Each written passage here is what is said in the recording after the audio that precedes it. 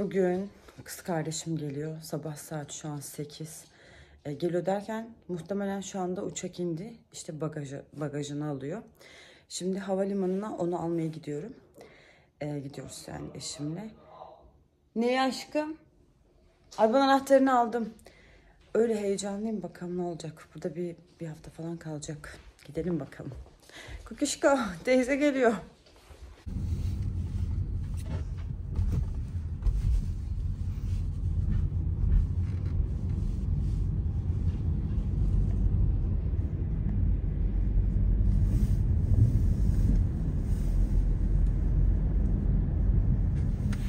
Zemzem'i gittik aldık. Ben hani onu gördükten sonra videoyu çekerken kırmızı montlu onu gördükten sonra direkt böyle arabadan indim ve yanına gittim. Çok uzun bir zaman sonra görünce insan özlüyor yani yazdan bu zamana 5-6 ay oldu. Zemzem kapıyı çaktı kapat. Dur pijamalarımızdayım, size sonra çekeceğim. Geçtim mutfağa, şöyle kahvaltı hazırlıyorum, bir yandan da Fatih Altaylı izliyorum. Böyle yumurta haşladım kendime, evdekilere kavurma. Bir de yumurtayı kavurmayla yemediği için Beril böyle tek yapıyorum. Afiyetle yensin. Gerçekten böyle güzel bir kahvaltıya şu anda ailecek ihtiyacımız var. Eşim çok acıkmış, dayanamıyor.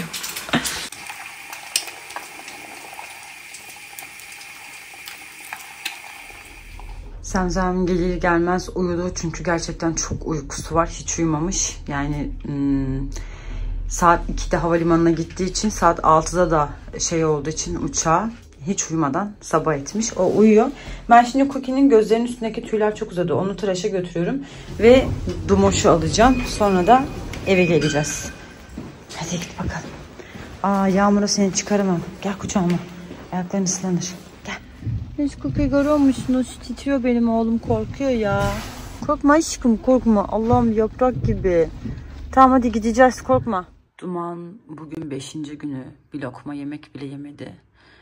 Su da içmiyor. Suyu orada gördüğünüz gibi. Kesinlikle tuvalete de çıkmadı. 5. günü bitirdik. Doktorun verdiği, yani yaptığı ilaçlar da bir etki etmedi. Hiçbir şekilde hiçbir şey yapmıyor benim kuzum. Yerinden de kalkmıyor. Burada böyle duruyor ve tüyleri inanılmaz derecede dökülüyor. Yani şöyle göstereyim. Mutfak tezgahında ne işi var diye soracaklar için şimdiden söyleyeyim. Vallahi şu an bu sizi hiç ilgilendirmiyor. Canı nerede istiyorsa, nerede mutlu oluyorsa orada kalmasına izin verdim. O da burayı istiyor. Normalde asla tezgah çıkmıyordu, biliyorsunuz, öğretmiştim ona. Ama şu süreçte yani yemeğin içinde otursa orada bile oturmasına izin vereceğim. Yeter ki o rahat etsin ve mutlu etsin. Mutlu olsun diye. Benim güzel oğlum, seni çok seviyorum aşkım. Bir tanem. Şimdi onu veterinere götüreceğim. Aşkım. Güzel oğlum benim. Nasılsın annem? Ben çok seviyorum seni bebeğim. Şu an veterinere gidiyoruz. Çekeceğim ya. Senin o patilerinin güzelliği. Ama inmemesi gerekiyormuş. İnmez. Tedavi gördüğü için inmeye çalışıyor. Anne bir Ama ben böyle yapınca duruyor inmemesi için. Sen koy elini o zaman. Duman. Duman. Ay benim güzel oğlum. Duman şu anda veterinerden çıkıyor. Yani alıyorum 13 gün sonunda oğlumu. Ve çok heyecanlıyım. Burada başka kediler olduğu için şu an çıkartamıyoruz. Onlardan hastalık falan da kapar diye. Kabında beni bekliyor. Hocayı bekliyorum. Tedavisiyle ilgili diğer şeyleri söyleyecek. Evet. Büyük buluşma gerçekleşti ve Dumoş'um geldi. Duman. Anneciğim çok güzelsin. O kadar mutluyum ki size anlatamam. Yani şu an bana bu dünyada en çok istediğim neyi verseler bu kadar mutlu olamazdım. Duman'a aşırı üzülmüştüm. Şu an aşırı mutluyum ya. Öyle böyle değil. Dumoş'um. Çok tatlı. Eve geldiğinden beri yemek yiyor ya. Çok mutluyum şu anda geldiği için. Neyse, Cookie'ye de şunu aldım. Nedir diye soranlar için hemen şöyle şekilde göstereyim. Pedini yere serdiğimde Cookie kafasını pedin içine koyup totosunu dışarıda bırakıp bazen yere işeyebiliyor. O yüzden garanti olması açısından şöyle bir şey aldım. Nasıl kullanılıyor bilmiyorum. Herhalde pedi içine sabitleme aparatı var mı bilmiyorum ama deneyeceğim. Neyse, buraya yerleştiriyoruz. Şu anda anladım. Bu şekilde. Tamam. yapacağım ben. Neyse bunu aldım. Bir de Duman'a da şey aldım, böyle kapaklı tuvalet aldım. Biz kapağını kırmıştık çünkü Cookie bu Duman'ın tuvaletine girmeye çalışıyor. Herhalde o kum sesi hoşuna mı gidiyor artık, ne yapıyorsa. Şimdi onu da getirecekler, siparişleri getireceklerdi çünkü onu unutmuşlar arabada. Muhtemelen bunu görünce evde kedileri yoktur ya, başkasınındır deyip bıraktılar. Şimdi bunu hemen serelim. İçinde acaba yedek pet mi var bunun? Neyse buna bakacağım ne olduğunu. Bugün Zemzem'le hastanedeyiz. Teyzeleri bulmak için sessiz konuşuyor. Duyulmuyor ki tamam ses. Duyarlar onlar. Ben ses yükseltirim burada. Onlar beni her türlü duyar. Duyarsınız değil mi? Duyarlar. Zemzem'i hastaneye getirdim ama orada devlet hastanesinde, araştırma hastanesinde sıra bulamadık. Canım yerleri bilmediği için ta 4 saatlik ilçeleri söyledi. Dedim ki Giresun'a gelelim, daha yakın. Giresun'a geldik. Şimdi 10 dakikası var, sıra bekliyoruz. Şimdi doktor gelmiş mi? Evet var. Burada ama şey yazıyor. Şimdi doktordan çıktık. Dün size Zemzem gelirken çekemedim. Neden biliyor musunuz? Tabii abla kardeş buluşması yaşadık. Onun dışında Zemzem hiç uyumadığı için biz ben de aynı şekilde işte Frankenstein'dan bir tık daha güzeldik. Ve anı yaşamayı tercih ettik. Şimdi Giresun Devlet Hastanesi'nden çıktık. Sonuçları benim alt komşum doktor, ona gösteririz dedik. Çünkü yarın gelin dedi ya da akşam gelin dedi. Çocuklar okuldan çıkacak falan. Neyse sonrasında bir de Cookie o kadar süre yalnız bırakamayız diye orada beklemedik. Geldik şimdi çarşıya. Burada kahve içeceğiz. Elif ablalar da gelecek. Tabii önce yemek yiyeceğiz biz Zemzem'le. Bir salata yeriz güzelce. Ondan sonra da küçücük ordumuzu ona birazcık gezdireceğim. İstanbul'dan sonra bayağı bir küçük gelir ama en azından huzurlu, sakin bir şehir. Öyle yani, gidiyoruz tatlışlar. Şimdi market alışverişi yaptık. Market alışverişimi birlikte bakalım. Neler almışım. Şöyle Sütaş'ın süzme yoğurdunu aldık. Dünden beri Zemzem'le canımız kısır, patates salatası, böyle çay türü bir şeyler istiyor yani çay yanına. Şöyle Lipton'un, o ne ya? Aha Duman. Lipton'un çayını aldım. Çocuklara bol bol etinin, işte çikolataları, abur cuburlarını falan aldım. Activia aldım bir tane. Ben bunu çok seviyorum. Yine çikolata almışım. Şöyle tabii ki bir tane kavga etmesinler diye. Yaprak aldık. Zemzem dedi ki akşam otururken böyle birlikte sarar buzluğa atarız dedi. Çocuklar da çok seviyor. Buranın meşhur bir restoranı var Aktaşlar. Bunun böyle hazır lahmacunları, pideleri çok lezzetli. Akşam böyle canları bir şey çekiniyor çocuklar. Ne alıyoruz? Şu Activia'nın bir tane şeyini aldım, yine probiyotik. O şat ama diğeri yoğurttu. Şöyle kahvenin acı sosu. Ben bunu çok seviyorum. Bir de Eticanga'nın şöyle Antep fıstıklı bir çikolatası çıkmış. Beril çok sever diye Beril'i aldım. Çünkü o çok seviyor. Bir tanesini de kendime aldım, biliyorsunuz. Ben Antep fıstığını çok seviyorum. Antep'e hiç gitmedim. Antep'i bilmiyorum ama eminim ki güzel bir yerdir. Ama Antep fıstığını çok seviyorum. Yani eşim Ordulu değil de Antepli olsa iyi olur. Çünkü burada fındık var. Ben fındık pek sevmiyorum. Yine Sütaş'ın abdesini aldım. Zemzem Petito seviyorum dedi. Çocuklara Zemzem'e Petito aldım. Bir de böyle Canga aldım. Burada İdil'e. Soğan aldım. Burada marul var. Yumurta var. Bir de maydanoz var. Tavuk aldım. Şöyle 2 tane. Ya bir de bu aralar tavuktan çok fazla zehirlenen var. Aslında Elif abla bana tavuk hiç alma. Hiçbir markanınkini alma bu sıra dedi ama ben unuttum, aldım. Bizim marketten hiçbir sorun yaşamadım. Umarım ki sorun olmaz diye düşünüyorum. Şöyle patates aldım. Patates poşeti delikmiş sanırım. Hep buraya kumu döküldü. Neyse.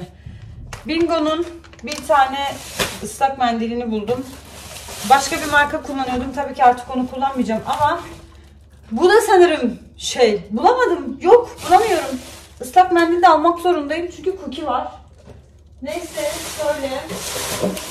Az önce dedim ya size, o marka, oradaki marka çok güzel. İşte böyle lahmacun, pide falan var. Onlardan bir de bunu aldım. Bunu aldık çocuklara. Dün 2-3 gündür, hatta 5 gündür eve hiç alışveriş yapmadığım için çocuklar dün beni resmen aforoz ediyorlardı. Evde hiç tatlı falan, çikolata bir şey yok diye. Böyle turşu aldım. Hep bir markadan alıyordum. Artık o markadan almayacağım için yeni markalara şans vermek adına böyle küçük alıp deniyorum. Bakalım. Şöyle Eti'nin yine yulaflı çikolatası var. O da çok güzel. Ondan aldım. Bir de aman yakınmak üzeresin. Yine bu arada Zemzem'e artık Zemzem demeyeceğim. Ebru diyeceğim. Zemzem'in diğer adamla ağzım bir türlü alışmıyor. Alışacağım. Genelde hep ben İdil Öykü'ye de İdil diyorum. Yani İdil Öykü dediğim çok azdır. O da İdil dememi istemiyor. İkisine de alışacağım. Durun. Lahmacun, domates gösterip lahmacun aldım diyorum. Anladınız siz beni. Sonra domates aldım. Ya domates derken çamaşır suyu. Şöyle bitmişti. Yine Yakamoz'un acı biberini aldım. Ben bunu sen 2-3 güne bitiririm. Bir de çarşıya gidince salça alacağım. Bunu da almışım. Neyse öyle.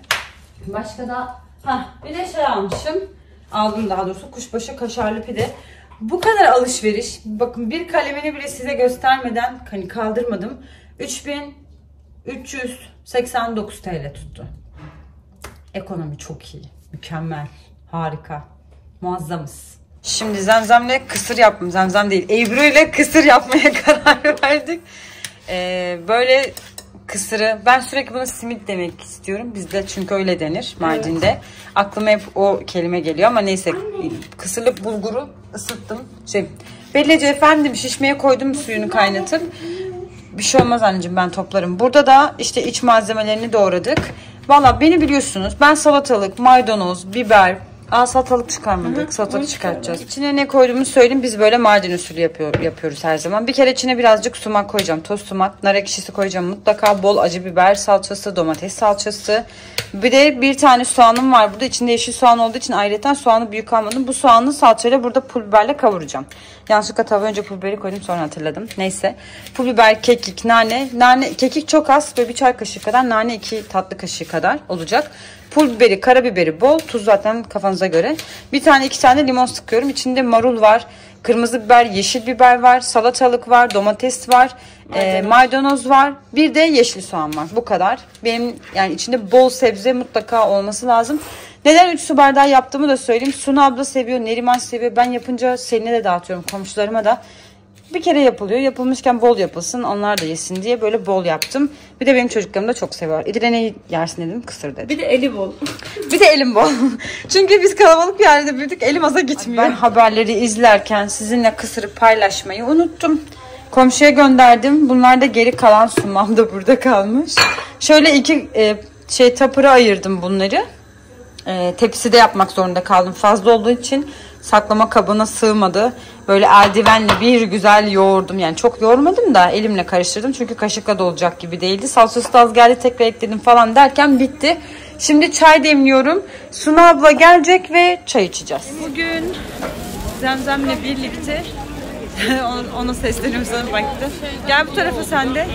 Gel bakalım. Çarşıya çıktık. Fidangöl'ü gezdireceğim ona. Eski Fidangöl'ü daha doğrusu. Duygu ve düşüncelerini alayım. Ordu nasıl bir şehir? Küçücük, basit. Kötü anlamda değil yani.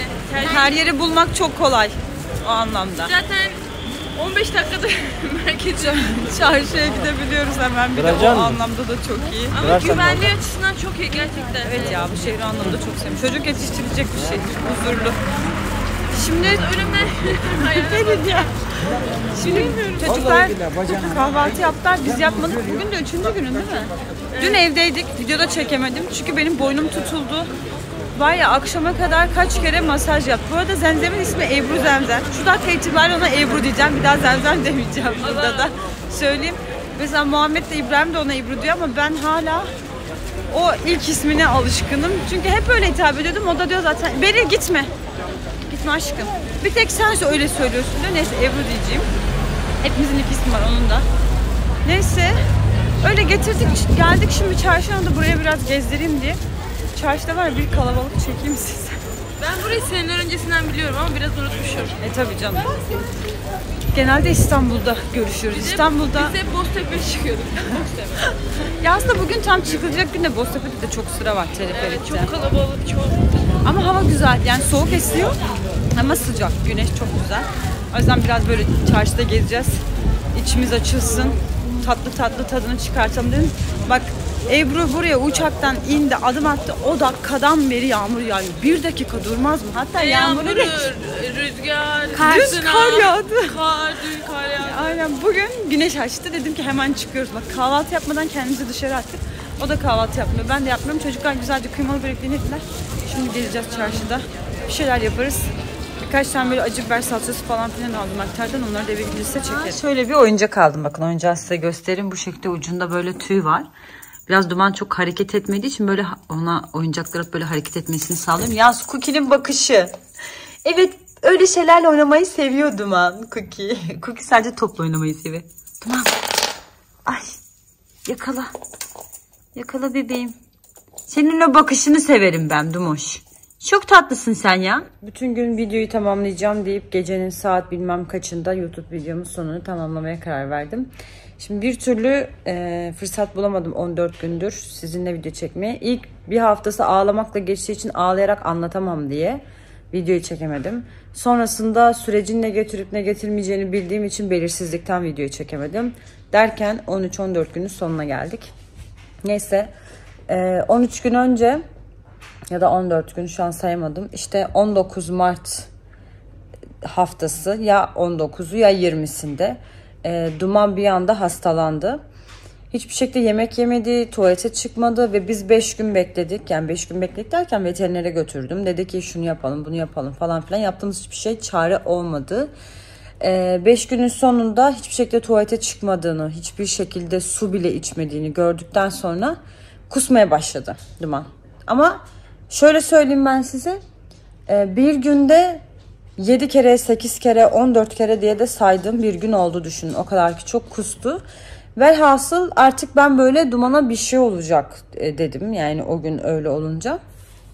Sonra onu veterinere götürdük. Veteriner dedik o zaman getirin dedi. İlk başta malt alın dedi. İşte malt aldım. Malt yedirdim. Hani tüylerinden dolayı midesi bulanıyordur. İşte yemekte yemeyince midesi bulandığı için. Çünkü bazen böyle geçiş dönemlerinde kediler böyle iştahtan kesiliyor. Öyle bir şey olabilir dedi. O yüzden gözlemledik. Sonrasında götürdüm. İşte tahliller, tetkikler yapıldı. Duman'da FİP başlangıcı çıktı. Yani bizdeki lösemi gibi bir hastalık çıktı. Karaciğer, işte safra kesesi enzimleri berbat çıktı, yani berbattı. Aynı zamanda demeyeceğim, çok uzun bir zamandır, bir 5-6 sene öncesinde de bize söylenen bir eklem rahatsızlığı vardı. O ileri derecede artmış. Hatta hani o kadar ki veteriner, ben onu elime aldığımda bacaklarındaki böyle o eklem yerleri elime gelecek kadar kötü olmuş dedi. Ve tabii ki Duman artık 7 yaşında, yani 7 yaşına geldi. Yaşlılığın da verdiği bazı şeyler de vardı. Çok uzun bir zamandır da zaten hareketsizleşmeye başlamıştı Duman. Yani başka kedilerle kıyasladığımda çok fazla arkadaşımın kedisi var. Duman onlar gibi değil. Yani onların yanında inanılmaz ağırkanlı. Hatta hani bizim aile bir esprisi var Duman'ın. Biz Duman'a Ali Rıza Bey diyoruz yani. Mesela onu bir sandalyede bırakıyoruz. Evden çıkarken bir yerde yatıyor. Saat gece 10'da gelin yine orada, yani hiçbir değişiklik yok. Çocuklara diyorum ki hiç mi kalkmadı falan diyorum. Mesela da eşime diyor ki hayır, burada yatıyor. Saatlerce yemek yemeye de mi kalkmazsın, su içmeye de mi kalkmazsın? Duman genel olarak öyle bir kedi. Duman'ın evimizde kaldığı son gece tuvaletteydi. Klozetin altına yatıyordu böyle misafir lavabosunda. Ve orada böyle karanlıkta bekliyor. Ve gece sabaha kadar ağladı, miyavlayarak. Gözünden böyle yaş geliyor. Bir arada ben böyle burnunda kan gibi bir şey gördüm. Sabah nasıl ettik bilmiyoruz. İşte çocuklar okula gittiler. Ben hemen veterinere götürdüm Duman'ı. Zaten yatışı yapıldı. Veteriner bana bir şey demedi. Dedi ki hani buradan size düşündüğünüz şey olarak onu verebilirim. Ya da işte burada çok uzun bir süre kalabilir. Ya da ben size hani bir şey yapamayacağım, alıp götürün. Hani son zamanlarını sizinle geçirsin de diyebilirim dedi. Ben çok kötü bir dönem geçirdim o esnada. Yani hayatımdaki bir 10 gün yok gibi bir şey. Sadece ağladım. Hiçbir şey yapmadım. Instagram'a story bile çekmedim. Sadece gündemle alakalı şeyleri paylaştım. Kişisel hayatıma dair hiçbir şey atmadım. Hani sanmayın ki işte YouTube'a video çekmedi ama Instagram'da aktifti. Öyle bir şey olmadı. Orada da yoktum. Hatta herkes hani bir şey mi oluyor, ne oluyor falan diye paylaştı. Sonra çok kötü olduğum bir gün, hani artık Duman'ın gerçekten söylemek istemediğim o şey başına gelecek diye düşünüp böyle ağlayarak çektiğim bir story vardı. Onun dışında kişisel hayatıma dair hiçbir şey çekmedim. Ve bu bir 10 günlük bir süreç. Sonra Duman veterinerde kaldı 13 gün boyunca. 2 gün önce eve geldi. Gayet sağlıklı, düzeldi. Orada işte serum ve sıvı tedavisi aldı. Ama tabii ki veteriner şunu söyledi, hani 4 sene önce başka bir veterinerimiz vardı, o beyefendi de söylemişti, Duman'ın çok ciddi bir eklem rahatsızlığı var ve bu cinslerde ne yazık ki görülüyor, Duman Scottish Fold. Bu cinsler zaten laboratuvar cinsi, biliyorsunuz, üretilen bir cins ve ne yazık ki biz bunu bilmeden Duman'ı sahiplendik. Hatta bilmeden ziyade ben böyle bir cinsin var olduğunu bile bilmiyordum. Bunları da bilmiyordum. Bu konuda hiçbir bilinçli değildim. Ve Duman'ı zaten ben de sahiplenmedim. Eşim sürpriz yapar gibi hani emrivaki yaparak şey yaptı. Çünkü ben kedi istemiyordum. Kediden çok korkuyordum çünkü. O vlogu hatırlayanlar bilecektir. Uzun lafın kısası, eklem rahatsızlığımız devam ediyor ama karaciğer enzimleri, FİP, işte o lösemi gibi olanlardaki gençlik hastalığı, bunları tedavi edebildi ama eklemle ilgili hani benim yapabileceğim bir şey yok. Sadece iyiyim ama ve canı ne isterse onu verin dedi. Hiçbir şeyden kısıtlamıyoruz. Dondurma mı istiyor onu yesin, sucuk mu istiyor onu yesin. Ne istiyorsa yesin. Yemek yesin, yaşasın, bundan sonra ne yapıyorsa yapsın dedi veteriner. Hani artık o yemek yesin de ne yiyorsa yesin modundaydık. Çünkü 5 gün hiçbir şey yemedi. Orada da 3 gün boyunca da yemedi. Sıvı, yani 8 gün hiçbir şey yemeden yaşayabildi. Çok güçlüymüş. Kendimi ancak hissediyorum burada sizinle konuşmak için. Ve çok kızdığım şeyler de var. Ben bunu Instagram'da paylaştığım gün belki 1000 kişiyi engelledim. Bu kadar hayvan sevmeyen insanların benim sayfamda nasıl olduğu hakkında hiçbir fikrim yok. Aman be, işte sanki çocuğun öldü ya da işte ne bileyim, aman sanki çocuğuna bir şey oldu, aman sanki şu oldu, bir kedi alt üstü burada çıkıp ağlıyorsun falan filan, işte kurtulursun bilmem ne, zaten evde kedi bakılmaz. Ya o arkadaşların hepsini engelledim. Arkadaşlar demek istemiyorum da neyse, o insan görünümlü ne olduğunu anladınız. Hepsini engelledim. Hiçbiri benim sayfamda olamaz. Sonra da geçip diğer sayfamdan mesaj atıp beni niye engelledin diye yazdıklarında oradan da engelledim bir güzel. Yani böyle insanlara tahammülüm dahi yok. Hayvan sevmeyen kimseyi sevmez. Hayvan sevmeyen şu dünyada kimseye bir faydası olamaz. Ve hiçbir şey bilmiyorsan, ya bir insan acısına saygı duy, yaşadığı şeye saygı duy.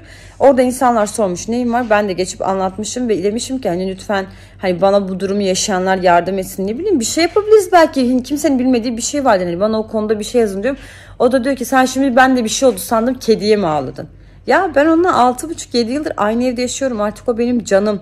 Yani o bizim ailemizin bir parçası ve ben onu gerçekten hani bu kadar etkileneceğimi asla düşünmedim. Hayatımda ilk defa sevdiğim bir insanla sınandım. Yani hayatımdan, ailemden elbette ki hani uzaklarda olup da sevdiğim insanlar var ama birinin böyle yani bununla yüzleşmek, söylemek istemediğim o kelimeyle yüzleşmek İnanılmaz zordu ve gözünün önünde her gün erimesi ve senin hiçbir şey yapamaman. Duman neredeyse 1,5 kiloya yakın kilo verdi ve o kilonun sadece yani 400 gramını falan geri aldı. Böyle bir de şey yapanlar da oldu, işte şimdi sen veterinere verdin iyi olacak, eve gelecek 2 gün sonra bir anda bir şey olacak. Bizim de böyle olmuştu, o ilaçlar iyi yapıyor, ondan sonra bir anda oluyor. Ona işte o süreci yaşatma, evinde kalsın. Hani o zaman da elin kolun bağlı, resmen böyle terk edin. O zaman annem baban hastalanınca da sonucunu tahmin ettiğin için doktora götürmüyor musun diye söylesi geliyor insanın da. Artık o enerjisizlikle kimseyle o anlamda konuşmak istemedim. Sadece bildiğiniz sabahtan akşama kadar ağlayarak ve hani o duyguyla yüzleşmeye çalışarak geçirdim. Ama çok şükür atlattık, yani umarım ki iyi olur. Bu süreci bizimle çok uzun, yani bizimle uzun seneler yaşar ve bu süreci bir daha hiç yaşamaz. Öyle bu konuda sizi bilgilendirmek istedim. Dumoş'um böyle bir şey yaşadı ama şu an çok tatlı benim oğlum. Yine evimizde gayet sağlıklı. Bu videonun da böyle sonuna gelelim. Ebru da burada zaten, biliyorsunuz, söylemiştim size. Güzel vakitler geçiriyoruz kardeş canımla. Az önce Elif abla da vardı. Bu arada vloglarda Elif ablayı görmüyorsunuz da Elif abla bunun bir görümcesi vardı nerede falan. Bu neden aile üyeleri sürekli soruluyor onu da anlamıyorum. Gerçi hani ben de paylaştığım için seviyorsunuz evet ama. Ya unutmuş olamaz, biz sohbete daldık. Kamerayla mı oturacağız her sohbete? Bir o var, bir de şöyle bir şey var. Ben her zaman video çekmiyorum. Bak şöyle söyleyeyim. Normalde neler yaptık değil mi? Bir sürü yemek yaptık falan. Hepsini çekerdik. Geçen kek yaptık, kısır yaptık. Ondan sonra bugün akşam çok güzel yemek hazırladık. Sofra falan. Kendimiz işte bir şeyler yaptık falan. Hani tatlı tatlı böyle, hem geçirdiğimiz anı bozmadan, hem böyle sürekli kameranın içinde yaşıyormuş gibi de olmadan tatlı bir şekilde elimden geldiğince vlogladım. Yarın da Zemzem'le Samsun'a gideceğiz. Bak yine Zemzem dedim, fark ettin mi? Samsun'a gideceğiz. Güzel bir gün olacak.